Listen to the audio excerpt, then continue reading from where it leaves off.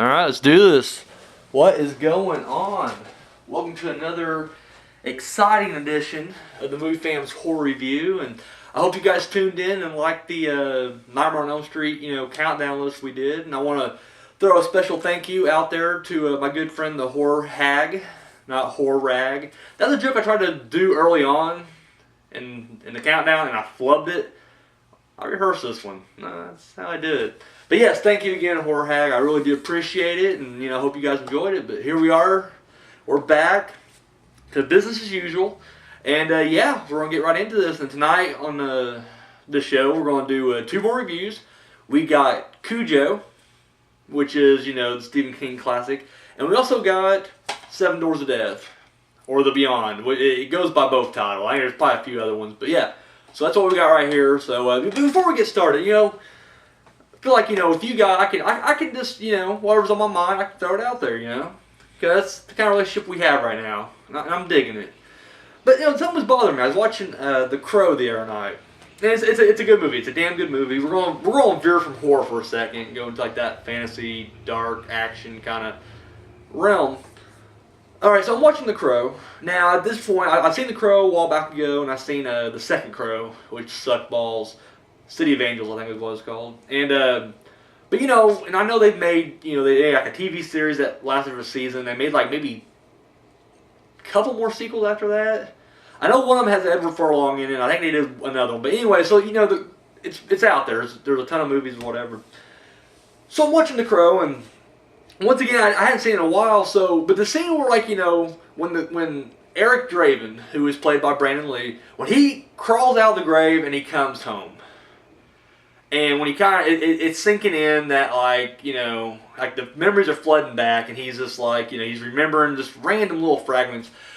One thing he remembers is that he had a mask. It was like a clown type thing, I wouldn't really call it clown, mime, like evil mime, whatever you want to call it. Anyways, it was what we see, the white, face with the black, coming down.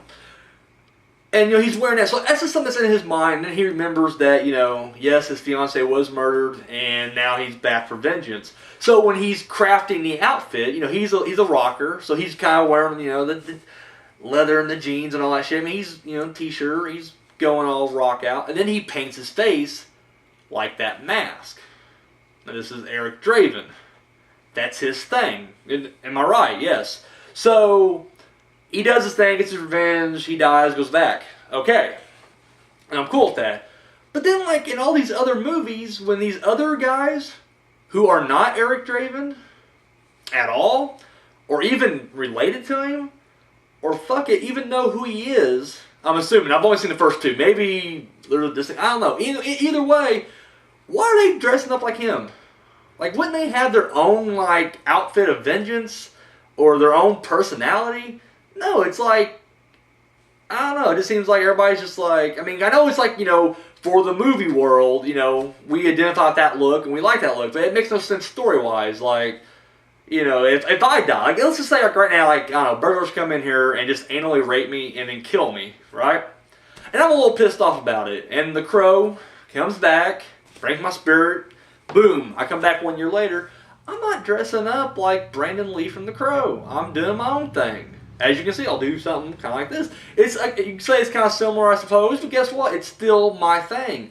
I'm not doing his thing. That was his thing. I don't know. I'm watching it, it just kind of bugged me, but, it's what you get a show for. You get a show, you can just kind of vent on stupid shit, and that's what I do. So, alright. Let's go ahead and let's do this thing. So, yes, we had a question of the week last week, was what was your top 3 horror remakes? And we got quite a few responses.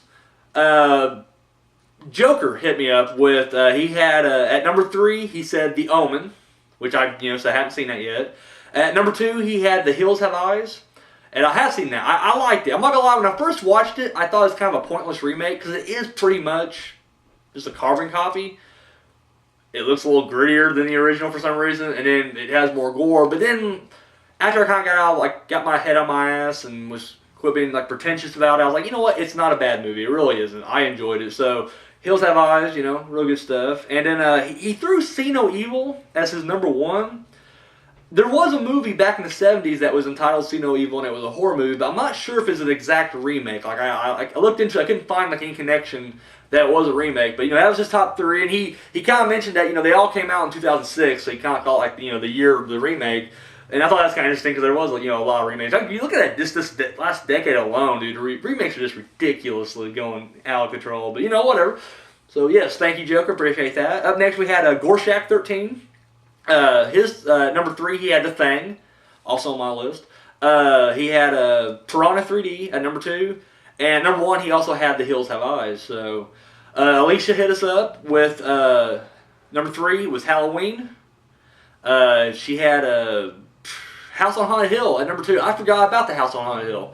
I still don't think it'd be my top 3, but it'd be a really close number 4 or 5. Like, seriously, I love the House on Haunted Hill. I thought it was a really good movie. And then number 1. This is where I'm gonna kind of like debate. She had The Hitcher, and then and once again, you know, your guys' opinion, that's cool. But then she did write. She thinks the remake of The Hitcher is better than the original. Now, I just didn't like the remake at all. Period.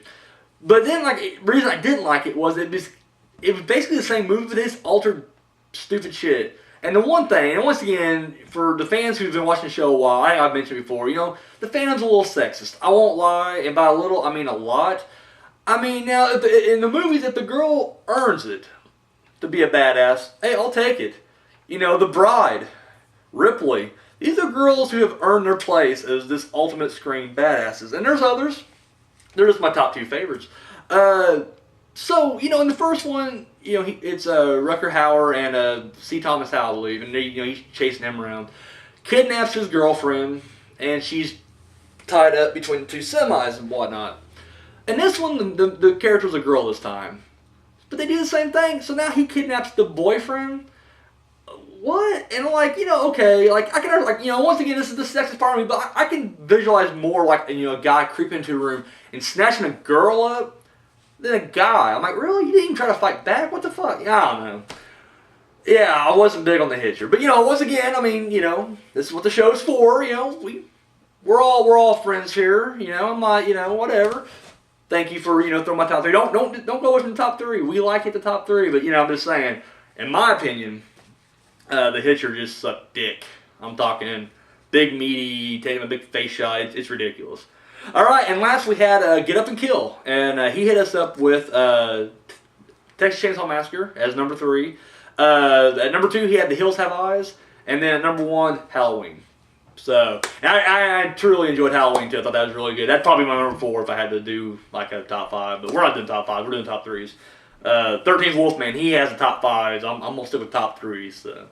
All right, so this week we're gonna hit us up with the new top 3. Now, I've been trying to go back and just get like the questions that were.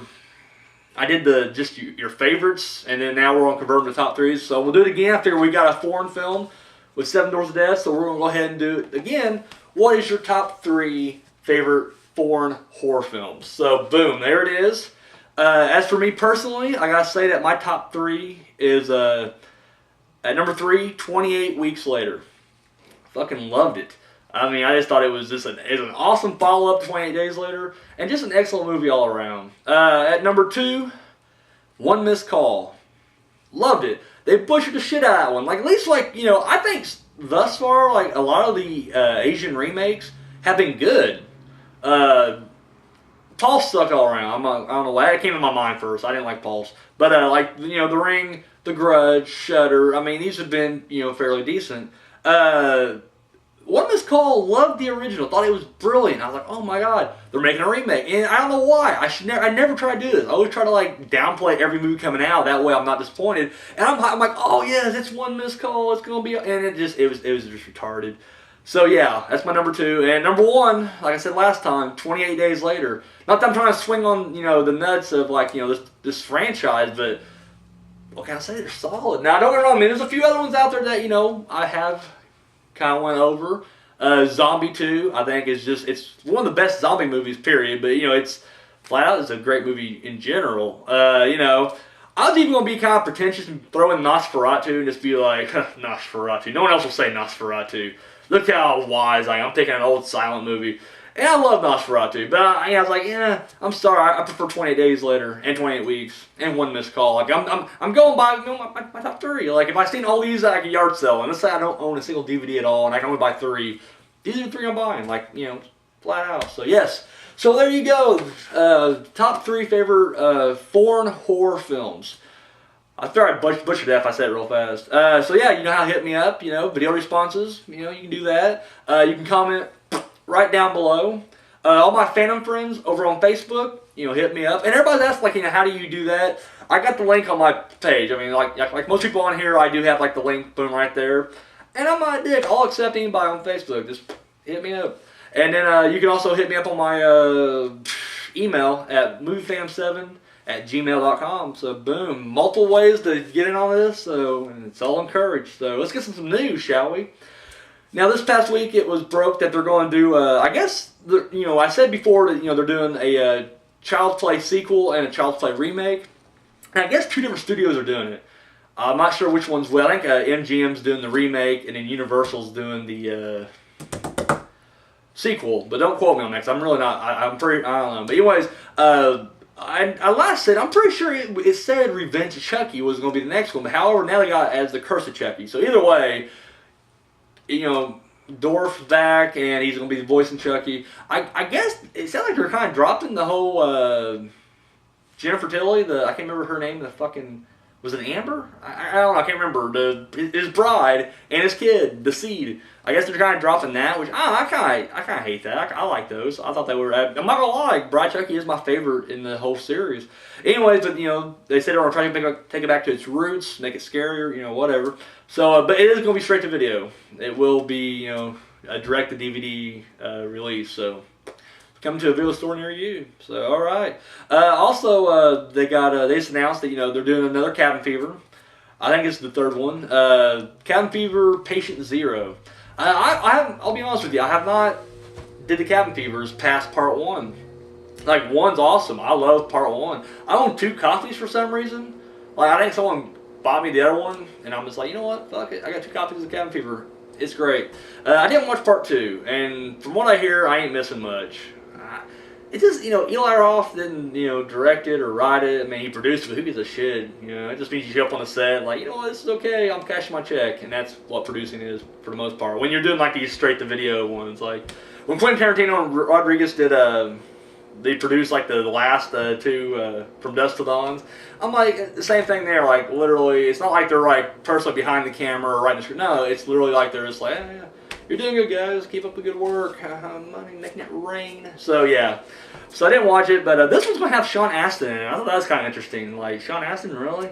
And I'm sure it's going to be straight to video because, why not? And I was like, really? I kind of hate to see Sean Astin doing, like, straight to video crap. I'm sure he's done it before, but haven't seen him in anything in a while. And apparently this is going to take place, like, on a boat. Like, that's the whole plot. Like, it's going to be on a boat, and I guess they're going to have, like, tainted water, I guess. I don't know. Either way. Cabin Fever, Patient Zero, probably come to a video store near you as well.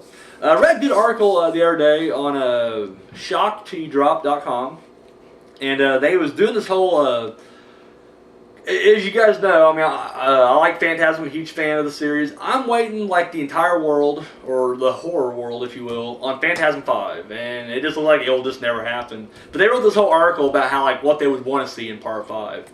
They didn't really shed any light or have any really great ideas. It's just kind of like a do-don't list, like, they're like, bring up, the entire cast, and I don't know. It's interesting to read. If you're on shocktodrop.com and you see the article, check it out. I thought it was kind of neat. If I had the money for one, I'd just be out here, Mr. Cosarelli, direct this motherfucker.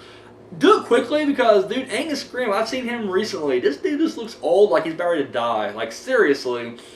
I don't know if there will be enough makeup to make this guy look scary anymore. Do it quickly. If you're going to do it, fucking quit dicking around. Make the fucking movie. I'd much rather see Phantasm 5 than another Bubba Hotep. I'm not bashing Bubba Hotep. I like Bubba Hotep. I just don't really care to see one before. Like, Bruce Campbell's going to be around for a little bit. Let's go ahead and get Phantasm 5 out of the way. And another thing, fucking end it. Just end it this time. Just no twist ending. And don't get me wrong, I love the twist endings in these. This is a great series. I will not deny this. But end it. Kill the tall man and end the fucking series. All I'm saying. So yes, boom, there it is. And finally, for you people out there who like to watch some stage plays that have horror themes or are based on horror movies, Stuart Gordon, the famed director behind The Reanimator, is doing I guess it's based on a true story, and I forget. It's based on a real cannibal. And I guess like there's I don't know if it's like his gay lover or what, but a dude like willingly gave up his body to be eaten by this dude. Well, he's writing and directing the stage play, and I guess they're gonna do a movie later on. It's called Taste. So I'm not sure exactly what. I mean, these are all just kind of like late breaking details. So I mean, I guess right now he's finished writing and he's just trying to get a cast together. But yeah, if I'm assuming like probably like Hollywood or New York, this play will be. Check it out. Could be in Canada too, actually. I know they did the Evil Dead play, musical, I think it was. I think it was in Canada. So yeah, there it is. Alright, so, a new month's coming up upon us. I think by the time you guys watch this, it will literally be, into July. So, as we normally do, we always, give you that list of the horror movies coming out this month. And there's only one, and it's more like a thriller than horror, even though they kind of got the horror label like on there. A movie called Red Lights. Yeah, so when it actually comes out, or we get closer to the release date, I'll go a little more deeper on that for you, alright? Alright, so let's go ahead and, actually, before we get into the viewer comments, I watched a movie last night. Alright, so I'm scoping out the video store. I tried to get 21 Jump Street. The whole fucking thing was like rented out. Like the entire wall, like how these new chains do, they have like an entire wall of like one movie. I'm like, 100 fucking DVDs, there's bound to be one. Not a single one. So I was like, I don't want to, just go home empty-handed, so I'm looking around. Oh, excuse me. And yeah, I saw this movie called Monster Brawl. I had a couple of friends talk about this before, how cheesy it was, but the thing that attracted me to it was it has the Mouth of the South, Jimmy Hart in it.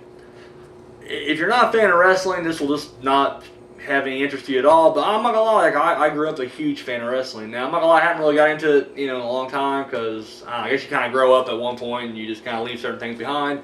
I left behind wrestling, but occasionally, I see something like this, I'm like, I'm interested, and it really was like the movie is called Monster Brawl. It was this tournament of like these monsters, and yeah, Jimmy Hart and Kevin Nash. And Kurgan, who's an old wrestler, he played the Frankenstein, or Frankenstein's monster. They call him Frankenstein. They even make a comment, they're like, if you want to be technical, but anyways, yeah, I'm not gonna lie, it was kind of fun to watch. I don't recommend it unless you are, in fact, a wrestling fan and a fan of just cheesy fucking movies, because that's really the only thing it's going to appeal to. Like, the only crowd that's going to really be into this thing. They left it open, too, for a sequel. I'll be honest with you, I'll probably never watch Monster Brawl again. However, they make a sequel, I'll check it out. So, yeah, Monster Brawl, it's out there. So, alright. Some viewer comments. In fact, I brought up the Curse of Chucky thing. There's another guy on here who, not on this show, but on YouTube in general, Double Shot Jay, and he had a whole video about the new Chucky movie coming out. And so I kind of talked to him for a little bit about it, and he has hopes for this one, but I guess he's really against like the Bride and the Seed of Chucky, whereas I really kind of dug both of them. Like, if I had to rank them just real quick for you, I'd say Bride's number 1, Part 1's number 2, then Seed, then 2, then 3. I don't know. I mean, one's just good coming. It is the original. I remember when I was a kid, so I guess it has like that kind of, I had the memories of it, so that's why it's kind of on the list. But it's at the end of the day, it's a killer doll. Like, you can't be scared by a killer doll. So the fact they took it to this comical realm, I was okay with. And it wasn't quite as cheesy as like, I don't know, Leprechaun in the Hood, and which is, don't get me wrong, I liked it. It was an okay movie, but it's fucking cheesy, and that's what I expect from these kind of movies. I don't take them seriously. But we did agree that we are glad that this was not going to be a remake, even though the remake's around the corner from a different studio. We both agree on that. So yes, thank you. I enjoy your videos. I've looked at his other stuff. I definitely recommend him. Double Shot Jay. Yes, and then Alicia kind of bust my balls talking about how I was bitching about my sunburn, and she's just like, sunblock. And everybody said the same thing. They're like, well, yeah, sunblock. You can get it anywhere, and it's pretty cheap. I realized this. I swear, I always put it on, and then like I went out there, and it was like gray. It was gray as shit out. I was like, I don't need it. And then I, fucking got, pulverized with it. And yes, in case you guys were wondering, in case you guys were concerned, yes, the Phantom's okay. The sunburn is, we're good now. So yes. And then finally, Evil Begets Evil chimed in about the crazies. He said he was not really a big fan of it either. And so yeah, we agreed on that. So thank you. So yeah, you want to hit me up with a question, comments. You want to just hate on me. I don't care. I will read. I mean, I'm not afraid to take some hate mail. Anything you want, boom, you know how to hit me up. Hit me up with video responses. But I've been getting a couple of video responses lately, like just like private ones. And I'm down with that. I'm cool with that. So yes, no problem. Hit me up with that. Or you go, that comment just right down there. You gotta do. Boom. And then on top of that, we also do. I just mentioned these earlier. I'm blanking already. On my Facebook page, the Phantom Friends, hit me up over there. And then yeah, moviephantom7@gmail.com. So what do you say we get some reviews? All right. All right. Here we go. At 1983, we got Cujo. And their basic premise is this dog has rabies, St. Bernard, and he traps a mother and her child in the car. I haven't seen this in years, and even when I saw it, I don't think I've seen it all. I think I pretty much always caught it like as the car's pulling up to the house and they're trapped. And as a kid, you don't really care because you're just like, that's what you want to see. It's like watching Titanic. And I'm not trying to compare it to Titanic. I haven't seen it in years, so I don't really want to go on this like fuck Titanic thing because I feel like I need to watch it again because when I was in junior high and Titanic came out, I was like, fuck Titanic. Fuck that pretty boy, Leo DiCaprio. And then you grow up and you realize, you know what, he's a damn good actor. And I feel like I need to watch it again, But anyways, the point I'm trying to make is when you watch, Titanic, there's only one thing you're really watching it for. You don't give a fuck about, I didn't give a fuck about the love story. I think most people who are actually watching my channel or watching my show, they probably don't give a fuck about the love story. They want to see the boat crash. That's it. You just want to see it crash, sink. That's it. That's what you're paying to see. The movie Elephant, the Gus Van Sant, I don't know. The movie, basically the riff-off of Columbine, same thing. I didn't give a fuck about their backstory. I'm like, just get to the school and start shooting the place up. That's all I cared about. Cujo is probably the same when I was a kid. I was just like, you know what, there's a dog, let's just get out there and do it. Let's get this dog over here, let's get him crazy. So yes, haven't seen this as a kid. I've read the book probably about 4 years ago, I guess. Read it. Thought it was a damn good book. Probably longer than that, actually. Been a little bit, but whatever. Besides the point. So I watched this movie just recently, and I'm like, you know what? It holds up. It really is a decent movie. It's a good movie you're gonna get about a dog that is rabid, terrorizing a woman and her child in a vehicle.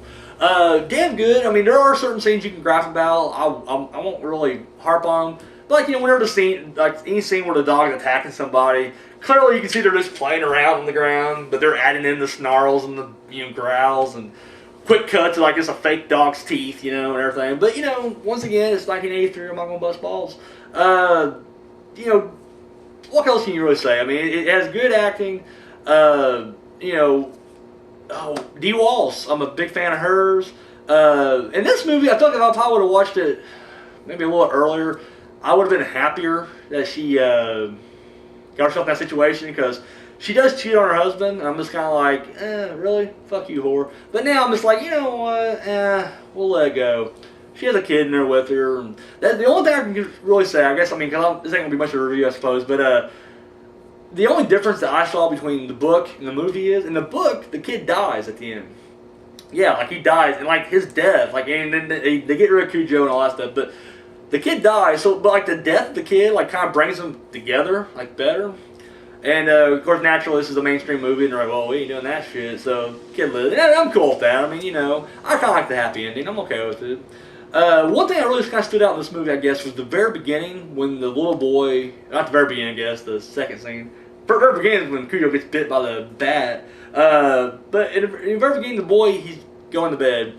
And of course, he shuts the closet door, and the door creeps open. And he's at he's at the wall, the light switch. And he's just like, he's looking at the closet, he's looking at underneath his bed. And I think that's kind of neat, because that's just something that a lot of children can identify with.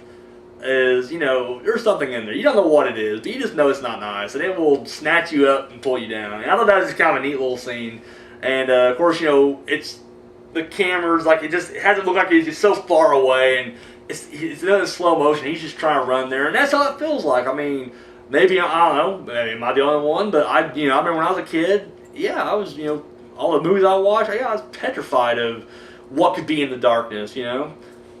Boom, you know. So I really I dug that scene, thought it was kind of neat and everything. And like I said, the rest of the movie is really good. Her husband, Dee Walsh's husband, Christopher Stone, is also in this. He was in The Howling with her as well, and I didn't quite put it together until that midway through. I was like, what, he in The Howling? And I remember like, oh, isn't she married to the guy in The Howling? And of course, then later on, she did change her name to Dee Walsh Stone, and that's why. So yeah, Cujo, definitely recommend it. Not really all I can say about it. I mean, it really is. It's kind of a short movie, and it is basically exactly that. They show up at the house, car breaks down, Cujo attacks. It is kind of neat. I mean, in the book, what I like about the book that you can't really do in the movie, unless if you would have done this in the movie, it would have been comical, I think. But in the book, like each chapter is, or every time they change point of views on you. So like, you know, in one chapter, like you're reading it from like, you know, the mom's point of view, and then sometimes you read from the husband, or the, you know, the guys who owned Cujo or whatever. But then certain chapters you see it from Cujo's point of view. I thought that was kind of neat. It's almost like he's not evil, but the virus is in him, and he's just like, you know, he's justifying like why he needs to rip like this little kid's head off, and I love that.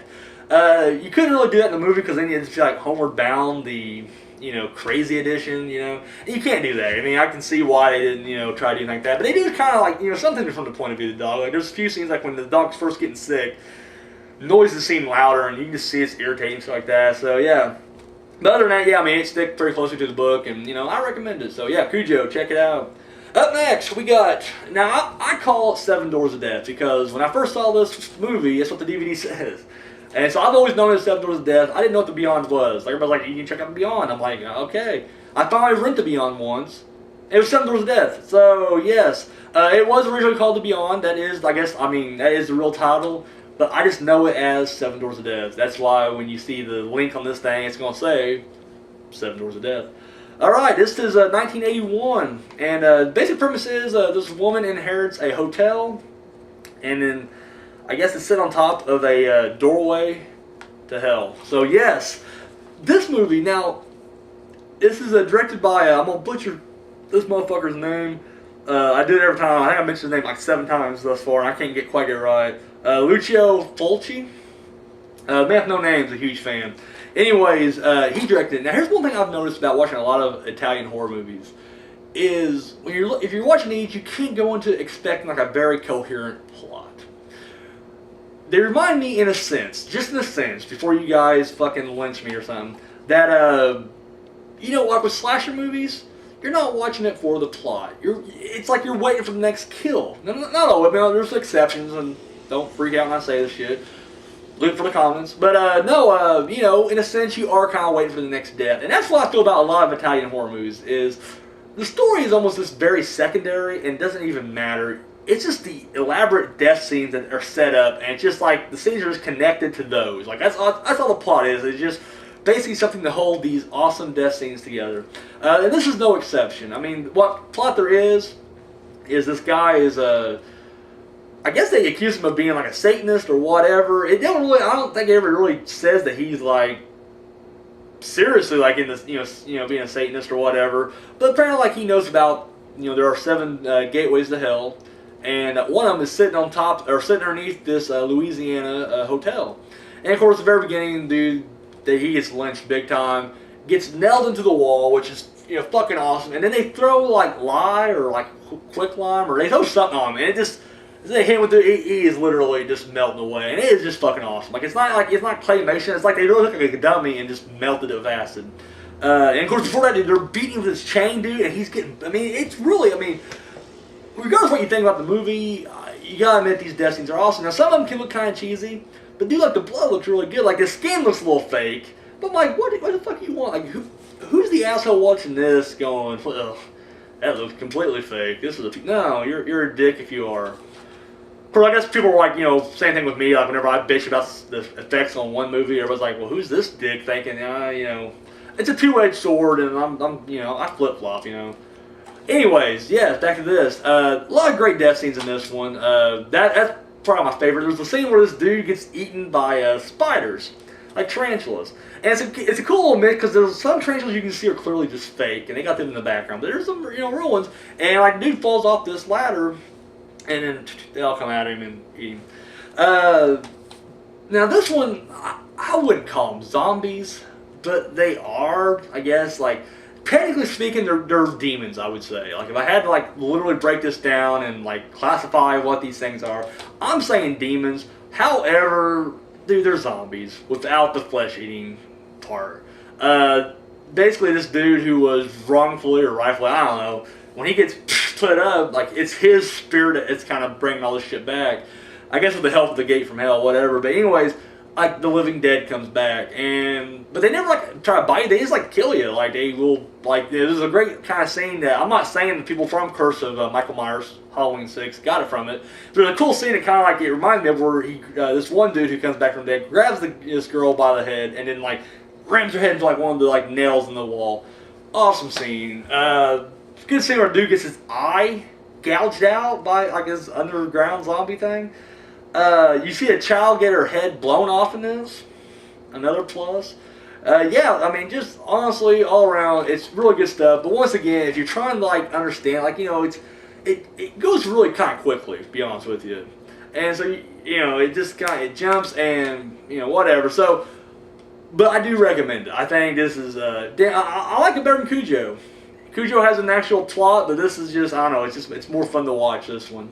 Nice little twist at the end of it, too. There is a good scene. I'm not trying to ruin it for me. It is like 1981, and you guys have probably already seen it. If you haven't, you know by now, just, you know, fast forward a little bit. There's a scene where this blind girl, she's surrounded by these things. She has her singing eye dog, and I guess she's kind of like a ghost that's on vacation. Like, she came out to stir some shit up, but she doesn't really want to go back, so I guess she kind of comes clean. And anyways, like, they're here to bring her back. They're gonna kill her, obviously, but, you know, that's gonna bring her back. But she sticks the singing eye dog on. Of course, it's like, you know, it's like she's sitting back in the corner, and the camera's on her face, and of course you hear the dog attacking and getting her, whatever. But then as the dog comes back, the dog got a little bit of damage to it, and she's just like, good boy, good boy. And it turns around and bites her in the throat, dude. It is like an awesome fucking scene. Looks good and everything. So, yes. Yeah, Seven Doors of Death, Beyond, whatever you want to call it. Definitely recommend it. Check it out. So, yeah, that's it. So, you know what, guys? I'm out of here. I want you guys to have a great 4th of July. And, yeah, we'll just catch you next week, all right? I'm out.